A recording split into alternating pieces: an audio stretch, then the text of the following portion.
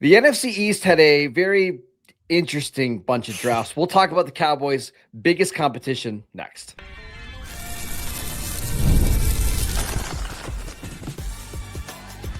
You are Locked On Cowboys, your daily Dallas Cowboys podcast. Part of the Locked On Podcast Network, your team every day. Welcome back. I am your host, Marcus Mosher. He is Landon McCool, and today's episode is brought to you by Game Time. Download the Game Time app, create an account, and use promo code LOCKEDON, all one word, for $20 off your first purchase. On today's show, we are taking a look at the three other teams in the NFC East and kind of looking back at what they did really this offseason and more particularly the draft, because I thought all three of these teams had fascinating drafts landed. And I want to start with the Giants, who had not one, but two picks inside the top 10. They go Arvell Reese at pick 5, Francis Mauigoa, the offensive tackle from Miami, at 10. That they got that pick from the Dexter Lawrence trade. Colton Hood, a cornerback that we thought the Cowboys might like, at pick 37. Makai Fields at 74. And a couple late day 3 picks, but that's mostly their draft. What did you think? Yeah, I mean, I think, look, they had a ton of ammunition, obviously, after the Lawrence trade to get two top 10 picks meant that they were going to get two of the high-end players of this draft, and obviously they did. I think, they added a bit of good luck to have a Reese fall to them, right? Mm-hmm. It's interesting, though, because obviously he goes into that group and it's a little bit going to be a kind of an interesting situation trying to figure out how all those players fit together on that defense, right? And they weren't really able to kind of solve the hole that they created by trading Lawrence at defensive tackle. So I thought that they had some kind of, interesting outputs, all things considered, what they gave out and what they brought in with that whole situation. I probably think my favorite pick was Colton Hood, though, because to me it felt like, obviously Reese is incredible. I mean, like, we can talk about that. That just seems kind of like an obvious choice. But I think for Colton Hood, they had a need. It was very clear. They got really good value at him at 37, in my opinion. And he's just a guy that I think is going to go in there and be, one of the few kind of competent young corners that they've had in the last few years. They've struggled to draft quality defensive backs over there. So hopefully this kind of, maybe not hopefully, but hopefully for Colton Hood, this breaks that spell. Yeah, just to be clear, we're not going to trash every pick just because they're division rival, because we like these players. Like Colton Hood was a guy that we talked about a lot for the Cowboys at 20. I think you and I pushed back a little bit with him being the pick at 20, just because he is pretty young and he's pretty raw. And I think there can be parts of his game that he's just not the most quick twitch cornerback. But at pick 37, that makes way more sense for where he's being drafted. I just never viewed him as a top 20 pick. I think second round, perfectly fine. But you know what this felt like to me? This felt very much like Dallas Cowboys draft in 2021, 2022. You get Arvell Reese, the pass rusher, who is they're hoping is their version of Micah Parsons. You draft a college offensive tackle with the idea that you're moving him into guard. That's like what the Cowboys did with Tyler Smith. And then you take a SEC cornerback that, very young, has all the traits. I kind of like, I don't want to compare anybody to Kelvin Joseph, but kind of Kelvin Joseph like coming out of Kentucky. It feels like a Cowboys draft. And honestly, it feels like a Cowboys team a little bit, because you go look at the depth chart right now at defensive tackle. And I remember the days of okay, can we piece together DJ Reader, Roy Robertson Harris, Leaky Fotu to be our defensive tackles and just get by with a bunch of edge rusher? We'll see. Yeah, I mean, we couldn't, so I'll be interested to see if they can. So I mean, I think it's a serious issue, and just to kind of go back to Francis Mauigoa real quick, I just did not like that pick. Especially you're just not a Mauigoa fan. I mean, I'm not a Mauigoa fan, and on top of that, to draft him and then immediately announce that you're moving him to guard, then it's like, then why didn't you take Caleb Downs? To be clear, you've been even when we talked about Mauigoa as a potential option for the Cowboys at 12, whether he would just be like the best player available, you just didn't agree that he would be the best talent available. You've never been a Mauigoa fan. No, and so I was happy that when the Giants took him with the 10th pick, I thought it was a mistake, to be honest. And again, I don't think he's going to be a bad player.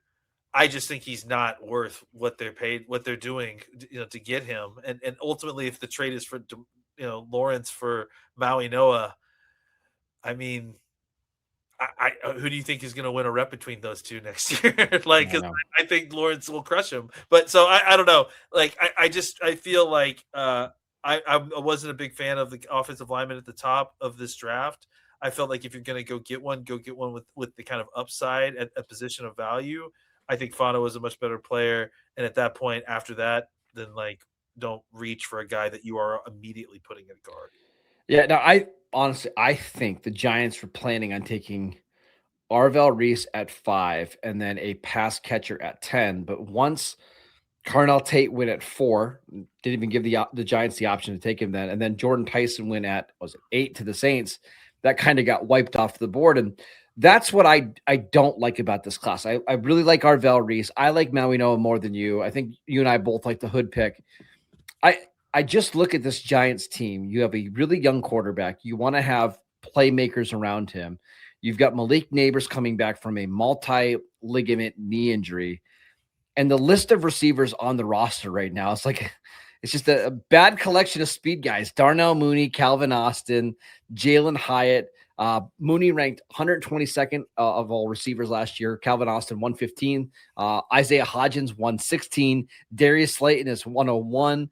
It's just a bunch of not very good guys. And then the Giants trade up for Makai Fields. They give up, I think it was pick 101, 115, and a future 4th round pick to get Fields, who I think is like a fine number 3 or number 4 receiver, but he just doesn't really move the needle that much. Well, see, that's the thing, right? Is that Makai Fields is exactly like you just said it, right? Makai Fields is exactly the kind of receiver that they need, but they needed a better version of it. They needed an actually good player, yes. Yeah, and like you just listed it off. Like they have all these guys that can run really fast and maybe still get open, but probably aren't going to catch it even if they do. And you've got a quarterback who, let's face it, accuracy isn't exactly his strong suit. So you need somebody with a better catch radius. Malik Neighbors will work for sure, but he's obviously coming off of a major injury. Like we talked about, he needs help. Right now, they don't really have a solution there for what happens if Malik Neighbors isn't beating you with double coverage every single time. And they've got a bunch of guys that can kind of function as interesting wide receiver 3s, but certainly not someone who is going to be able to take reins of the offense when Neighbors isn't quite ready to do so. I think overall it was a good draft for the Giants. I mean, again, I agree. Depending on what you think of Maui, you and I both loved Arvell Reese. It's a little weird how he's going to fit in with Brian Burns and Abdul Carter, who you drafted last year. But if the idea is that he's going to play off ball in on the line and you're going to move him around a little bit, then honestly, that's what we were hoping the Cowboys would do with Arvell Reese anyway. So that's probably how you're going to get the most value. I mean, have you seen the latest pictures of Abdul Carter? Maybe they're playing him at safety this year. He looks skinny. All right, let's talk about the Eagles draft, because this is one that I don't understand. I get what the Giants are trying to do. They were trying to beef up their front 7. I totally get it. I'm not sure about the Eagles. We'll get to theirs next. This episode is brought to you by Square, the system that helps fix one of the biggest headaches in running a business.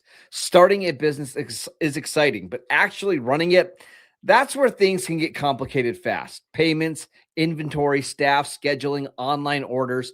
It's a lot to manage. And that's why Square brings everything together in one connected system. Square helps you take payments, track sales, manage inventory, and keep your business running smoothly without juggling a bunch of disconnected tools. One thing that I've noticed at some of my favorite local spots, I've got a coffee shop right down the road from my house, is how seamless everything feels when they use Square. Checkout is quick, Receipts are easy, and the whole experience just feels more organized. Honestly, I love how simple it makes to pay. It's the best thing ever for this because I'm there every single day. If you're starting a business or running one that deserves better tools, Square helps you sell, manage, and grow without slowing down. And right now, you can get up to $200 off Square hardware at square.com/go/LockedOnNFL. That's square.com/go/LockedOnNFL. Run your business smarter with Square. Get started today. Welcome back to the Locked On Cowboys podcast. We'd like to thank you for making us your first listen every single day. Don't forget to check out the Everydayer Club for ad-free episodes and access to a group chat with Landon and I and other listeners of the show. Just tap the link in the show notes or go to lockedoncowboys.supercast.com. All right, Landon, let's talk about the Eagles draft because the Eagles were the defending NFC East champions last year. A very interesting draft. First of all, they trade up with the Cowboys at pick 20 to draft Makai Lemon. They draft Eli Stowers, the tight end, kind of, from Vanderbilt. They draft Markel Bell, the massive offensive tackle from Miami, at pick 68. They give away 2 third-round picks for Jonathan Grenard, the Vikings pass rusher, and give him $25 million a year. What did you think of the Eagles draft? I thought the 7th round was my favorite part of it. Like, I don't. Sometimes I feel like, and this is not just about this draft. This is about a number of things. Sometimes I feel like parts of the Eagles organization are trolling other parts of the Eagles organization. Like and it felt like, Jalen Hurts is your quarterback, right? And you just drafted 2 guys who operate in the middle of the field, basically.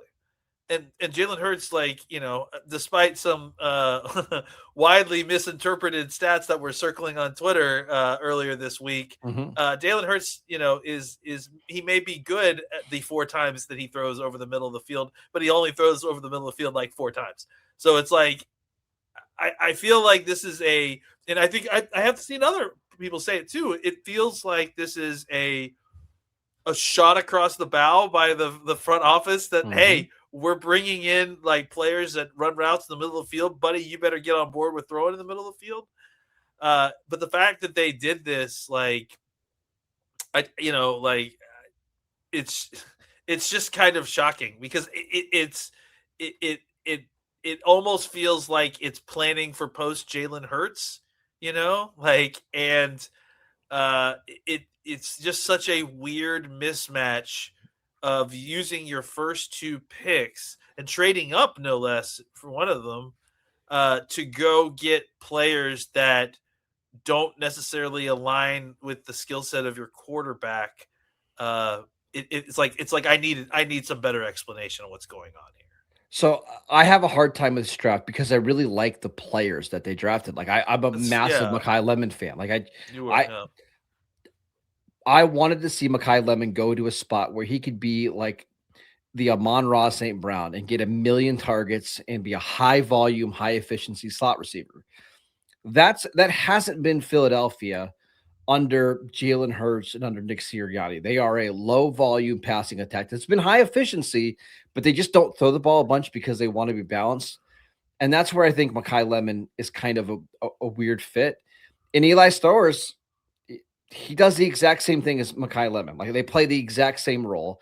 Now I understand like maybe you want to get a guy that can stretch the seam a little bit. You want to have somebody that can develop behind Dallas Goedert. Totally okay. And then even their next pick, when you go with Markel Bell, like I understand the appeal of Markel Bell. He's 6'9" and he's 350 pounds, and the tape is pretty good. But I thought that was more of like a 4th or 5th round pick. And you take that guy when you have Jeff Stoutland as your offensive line coach. That's exactly it. Is that I love that pick if Jeff Stoutland's your coach. Guys, have you figured out that Jeff Stoutland is actually not your coach anymore? I did not understand that pick without Jeff Stoutland to me. All 3 of these picks feel like picks that were made for either the next quarterback or the next head coach. And that's what's so weird about it to me is I don't see how Makai Lemon and Jalen Hurts are going to fit particularly well. And again, maybe I'm wrong. Maybe they're going to hit it off famously, and this is going to be the key to unlocking Jalen Hurts. It's just what I host a Dynasty Football podcast. Michael Fabiano and I were talking about how much we hate this fit for Makai Lemon. It just feels wonky is the best way to put it. I think, there's been a lot of talk this week about the move that the Eagles made to kind of snake this out from underneath the Steelers. But to the Steelers' credit, man, like, how would they have seen this coming?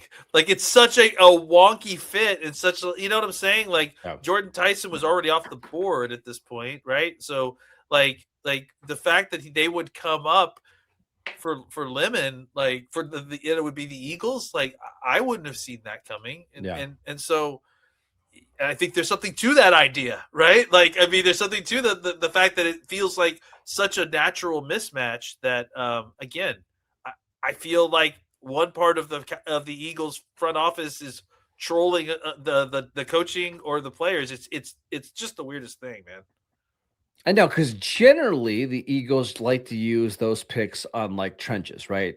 They opted not to draft a pass rusher, and they traded for Gennard. Again, I understand why they went out and got Gennard. 2 third-round picks is not that big of a deal. The more important thing is they gave him a new contract. I genuinely like that too. Just to throw that out there, yes. Like I think that was a smart move. I'm on board with that aspect. Well, and they honestly they kind of had to after losing Jalen Phillips in free agency.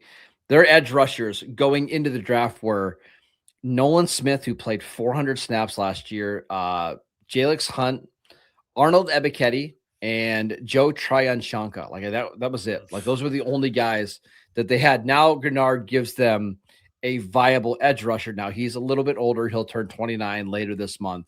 But at least now they have a edge rush core that makes sense. Yeah. And, I mean, it still doesn't feel like an improvement necessarily from where they were. No, but it's not a massive drop off either.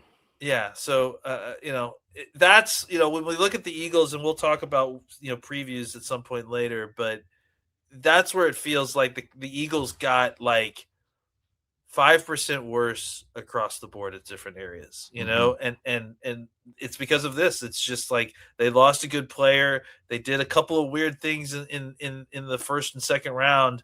And now suddenly you're kind of, behind the 8 ball a little bit. And some of your positions are actual downgrades from year to year. A weird Eagles offseason. Also weird with the Jalen Hurts stuff, the Nick Sirianni stuff, the Big Dom extension. AJ Brown still on this team, right? Well, and that's the other part of it is I wonder what this offense is going to look like without AJ Brown, who's that hammer as the X. I think Devontae Smith is amazing. I think he's going to be better in a bigger role. But when you had 2 outside guys like that could stretch the field and threaten teams, it was hard to defend. And what they did instead was they traded a couple picks for Dontavian Wicks, gave him a contract extension. They signed Marquise Hollywood Brown. They brought in Elijah Moore. It's kind of like the Giants. It's like, man, a bunch of former guys that we liked in the draft like 5 years ago that none of them have panned out. Yeah, and again, like I love Devonta Smith, like, and I think he's going to be, I think he can function as a number 1 wide receiver. That's not in doubt. But it's, you're loading this team up with a bunch of other receivers that are kind of just like him, or at least win in very similar ways. And I don't know that like you aren't going to need another kind of AJ Brown, a big body receiver. What?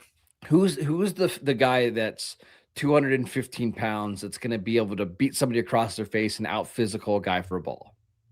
Yeah, and again, like, who's the guy that's winning consistently, on the outside when Jalen Hurts is throwing moon balls? I think Smith can do some of that. I think Smith is outside of that. I don't know. But yeah, but even then, like, I don't know that he can consistently do it against the team's best cornerbacks and double coverage consistently in the way that AJ Brown was facing in that situation. So, it's just, again, it's kind of death by 1,000 cuts, and it doesn't feel like they did a lot to answer that solution by getting 2 slot players that are working in the area of the field that Jalen Hurts operates the least in. All right, so let's talk about the team that I think had the worst draft, and that is the Washington Commanders. We'll get to them next. This episode is brought to you by Game Time. We can stream anything, order food minutes, and do everything from our phones. And yet somehow buying tickets to live events still feels way harder than it should be. Long lines, confusing checkouts, prices jumping at the last second. It shouldn't be that complicated. And that's why I use Game Time. It gives fans the advantage, and it makes getting tickets fast and simple. I love that you can see the full price up front, so there's no surprise fees at checkout. Plus, the seat views, honestly, is my favorite part. You can check out what your exact view is going to look like in the app before you buy. And zone deals is where you pick the section and you save even more. 2 taps and you have great seats locked in. It's quick, it's easy, and it actually makes you want to go to more events. So take the guesswork out of buying tickets to every type of event with Game Time. Download the Game Time app, create an account, and use promo code LOCKEDON for $20 off your first purchase. Terms apply. Again, create an account, redeem promo code LOCKEDON for $20 off. Download the Game Time app today. Welcome back to the Locked On Cowboys podcast. We'd like to thank you for making us your first listen every single day. Landon, let's talk about the Washington Commanders draft, because they got a really good player that we liked in Sonny Styles. Again, I got a really good linebacker prospect. Yeah. But I hated their draft. And the reason why is you have a young quarterback who's going into year 3 of his deal. Their season last year got tanked because they had no weapons. They were relying on Terry McLaurin coming off a holdout and an old Deebo Samuel to be their primary receivers, and it didn't work. McLaurin got banged up. Deebo Samuel was really old. And what did they do this offseason? Nothing. They haven't done anything at wide receiver. They lost Deebo Samuel. Right now, Noah Brown, and yes, that Noah Brown, and Luke McCaffrey are your other 2 starting receivers, with Ben Sinnott at tight end. Your top running back is Ja'Cory Krosky-Merritt. You drafted Sonny Styles, again, really good player. They've drafted 1 receiver, Antonio Williams, a okay slot receiver from Clemson. I mean, he's fine, but he's not going to scare you. And then the rest of the draft, Joshua Joseph at pick 147, Katron Allen, who is a incredibly slow running back at 187, Matt Glubin, center from Michigan State at 209, and then Athens Kalikimanis, a quarterback from Rutgers at 223. I hate this draft. Hate it. Yeah, it's rough, man. Like, honestly, outside of Styles, the guy that I liked the most, or at least where they got him, was Josh Joseph at the Tennessee edge player. I think he's got the kind of body and athleticism that maybe Quinn could develop something here. But let me just even take a step back, if I could. Is Adam Peters, right? Who's the GM? Yes. I really don't think Adam Peters knows what he's doing. Like, I honestly, like, I know that he comes from San Francisco and has a lot of accolades and all that, but it was very clear what they needed to do after the 2024 season, 4 season, that they needed to load up this team while they they just made the NFC Championship game with the rookie quarterback, with the rookie quarterback. It's very clear what you need to do is load this baby up while you've got a guy who was performing at an MVP level on a rookie deal, who, by the way, also probably isn't built for long-term success in the NFL. So even more of a reason to, like, front load this thing and go for it, baby. And what did they do? They sat on their hands. They got older, not younger, and they didn't solve they cut corners to solve problems at positions they need to solve. Fast forward a year later, they have a terrible season. Quarterback gets hurt. Things fall apart. What did they do this offseason? They did basically the same thing, man. Mm-hmm. They didn't do anything. Their big swing was the 7th overall pick in Sonny Styles, who, again, we absolutely love, but, like, your big swing for the offseason was adding an off-ball linebacker? Like, how are you helping your quarterback, who, again, is oft injured and kind of constantly trying to take it all on himself? How are you helping that quarterback get to the next level outside of just hoping that old-ass Terry McLaurin is going to come back and save you? Like, I really don't understand what the kind of It's not even just the draft. Like, what are they doing? Yeah. What are they doing with this kid? I'm looking right now at Pro Football Focus on the roster. As of right now, they have 16 defenders who are going to be 28 or older by week 1. That is an old defense. And this is what we talked about last year. Like, they were old and slow, like really old and slow. In a defense that they had to be fast. In a defense that they have to be fast. Right. So they went out and they spent a ton of money on Odafe Owe and Caleb on Chason because they had no edge rushers. And those are their top 2 edge rushers going into the year. And both those guys are fine as complementary players. I don't think either of those guys can be a focal point of your edge room. And I think the Cowboys have a similar issue with Rashawn Gary and Donovan Ezeraku. The difference is they've got Quinnen Williams up front who can win at 20%, right?